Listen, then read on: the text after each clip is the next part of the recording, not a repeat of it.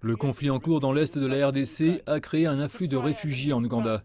Pour essayer de mieux comprendre la situation, cette équipe, composée de représentants de 15 pays africains, a rencontré des responsables de la sécurité des deux côtés. La raison pour laquelle ils sont venus à Kisoro est d'évaluer l'impact de la guerre au Congo à la frontière de Bunagana et nous les avons emmenés autour.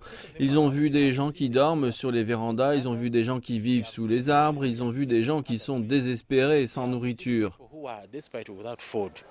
Les responsables ougandais des affaires des réfugiés confirment que plus de 20 000 personnes ont traversé la frontière pour entrer dans le pays. Environ la moitié d'entre elles ont été transférées au centre de rétention des réfugiés de Nyakabande. L'autre moitié se trouve maintenant au sein des communautés locales. Ils ne veulent pas aller dans les camps d'installation, ils veulent être autour d'ici pour que quand les choses se tassent, ils puissent retourner chez eux, c'est une raison. Ensuite, ils disent que les installations ne sont pas suffisantes, mais depuis quelques jours, nous avons mis plus de tentes, plus de toilettes, nous avons mis plus de réservoirs d'eau et de la nourriture est disponible. La délégation militaire a recommandé que tous les réfugiés soient déplacés vers le centre de rétention pour leur permettre d'accéder aux services de base, tels que la nourriture, l'eau, les abris et les médicaments. L'équipe du mécanisme conjoint de vérification élargie s'intéresse également à l'état des prisonniers de guerre du M23, qui ont été capturés en Ouganda, près de sa frontière avec la RDC.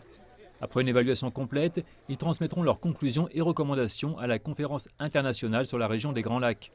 Alors que la fin du conflit n'est pas en vue, on espère que des décisions pourront être prises pour améliorer la vie des milliers de personnes qui ont dû fuir leur foyer.